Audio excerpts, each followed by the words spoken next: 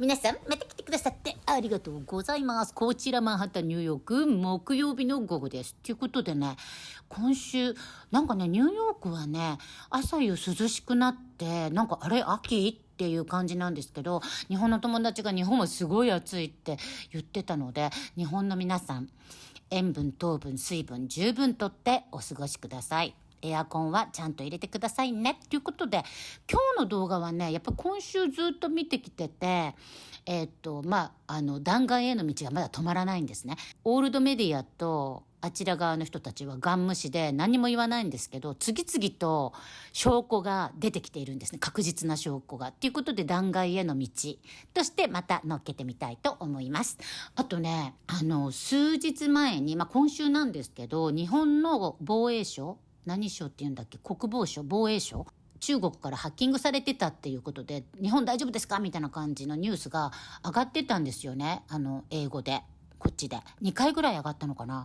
それで、大丈夫かなって思って、政治家さんの YouTube を見たときに、なんかね、ちょっとトンチンカンなことをおっしゃってたんですよ。なんでアメリカが知ってるんだみたいな感じで言ってて、なんか、アメリカの犬じゃないけど、なんか、そっちみたいな感じで、そうじゃなくて、私これ、肩持つわけじゃなくって、なぜわかるんだっていうのは、それはもちろんアメリカに諜報機関があるからなんですよ。アメリカにも、イギリスにもイスラエルにも素晴らしい諜報機関があるんですよね。だからそれは国を守るために世界の情報を取ってるわけなんですよね。で、日本にないんですよ、諜報機関が。本当は日本がたくさん諜報機関持っていないといけないんですよね。なぜかっていうと、世界の極悪三国に一番近いの日本なんですよ。それなのに武器持たない、作らない、買わない、開発しない、諜報機関もない、スパイ防止法もないっていう、こういうどんだけお気楽なんだよっていう状況の中で、同盟国としては大丈夫ですかみたいな感じで諜報機関があるから、その情報を同盟国に流したと、こういうことだと思うんですね。なので、アメリカを嫌いにならないでくださいっていう感じもあるんですけど、実は、それはね、日本に対してだけじゃなくって、アメリカもこのバイデン政権になってから、バイデンは中国の犬ですから、じゃんじゃん、中国にスパイ行為をさせちゃってるんですね。スパイ気球を全米、こんな広いアメリカ全土を渡らせるまで撃ち落とさなかったし、今となっては、今週になってから、ロシアと中国の合同戦艦がアラスカ沖に来たんですよ。こんなこと今まで一度もなかったんですね。これアメリカ領域ですよ。アメリカ海域なんですよ。で、日本海域をちょろっと入ったはわかりますよ。中国近いですから、日本に。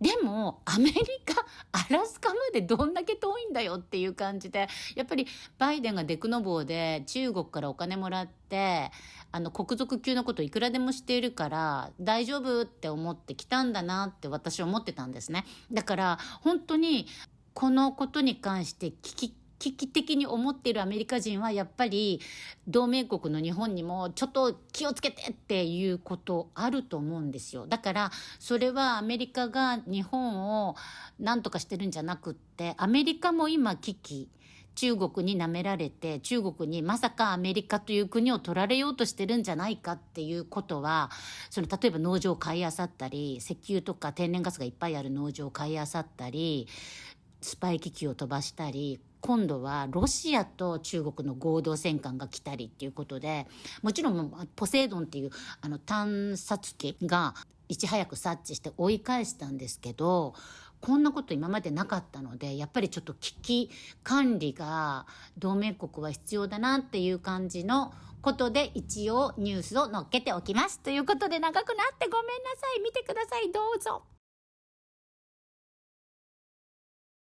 Well, we've got more connections to report between Joe Biden and Hunter's business deals. Fox News Digital revealing that Eric Schwerin, who is Hunter's longtime business partner, visited the Obama White House and Joe Biden's vice presidential residence at least 36 times between 2009 and 2016.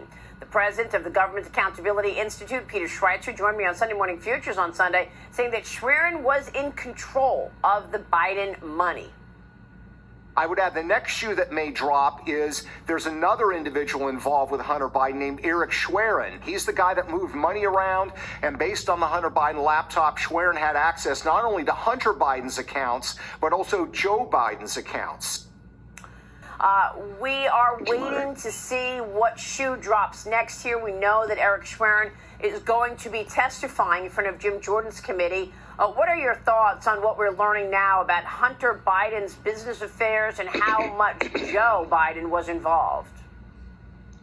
I think, first of all, Mr. Schwerin's testimony is going to be imperative to what's going on. You know, he is controlling the Biden family's money, and the visits that he made, of course, to the Naval Observatory, which is where the vice president lives. You know, I've been in Congress 5 years, Maria, and I've been there one time. This guy was there at least 36 times. So there's clearly some involvement there, and the money trail just never seems to end.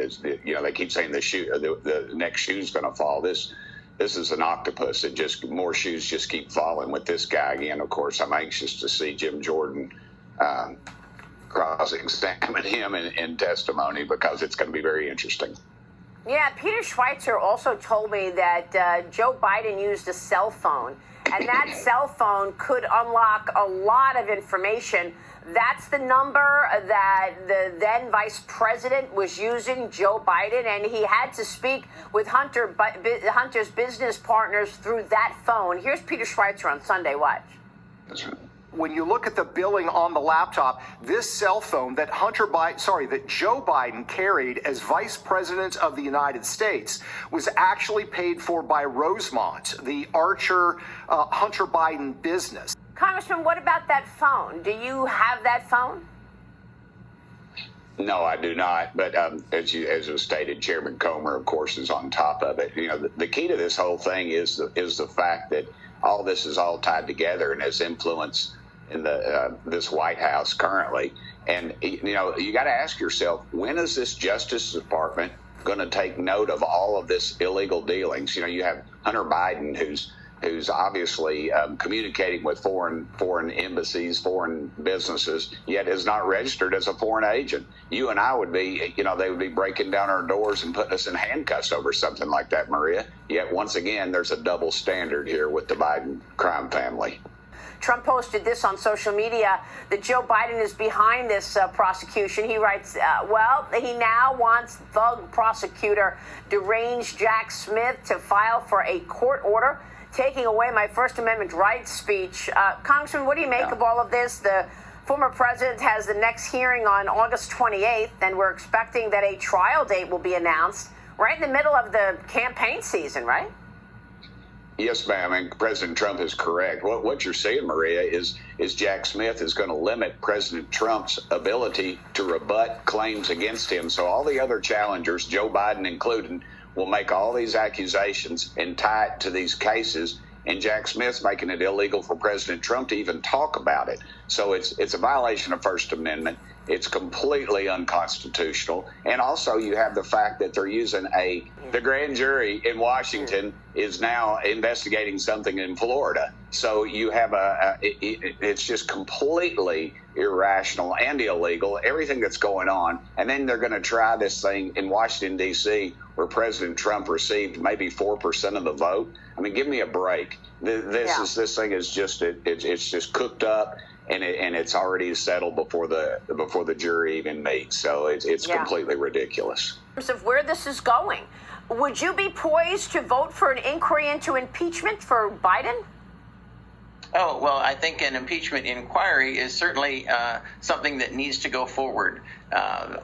I think that's a very important aspect of where we are. You know, we have seen incredible criminal activity, evidence of it time and time again.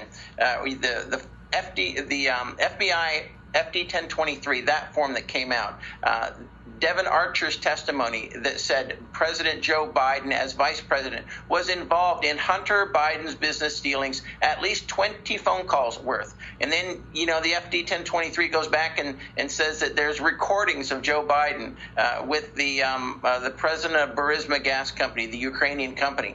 He's got at least two recordings there, 15 with Hunter. And then you're seeing just more evidence and more evidence coming out, real hard, concrete evidence. So, yes, an impeachment inquiry is on the table. I think that's very important that we go there and that the country see that this is a corrupt presidency. This is a corrupt administration all the way to the very top. And we in oversight, we need to hold them accountable through the power of the purse. Tonight, officials are sounding the alarm after Russia and China conducted joint naval drills off the coast of Alaska. Those drills triggered a direct response from the U.S. military, including 4 destroyers and P-8 Poseidon aircraft, which shadowed the Chinese and Russian fleet until it left the area. The Pentagon says the ships never entered U.S. waters, but some lawmakers on Capitol Hill are now urging the White House to beef up America's military presence in the region. When we talk about decoupling, it has to be selective. It has to be strategic. We have to identify the sectors that are critical to American national security. What they're doing here is intimidation, harassment, 11 ships. They've never done anything like this before. Obviously, we picked that up right away with our aircraft. Beijing has since responded, saying the drills are routine. They were not aimed at any third party and have nothing to do with the conflict in Ukraine.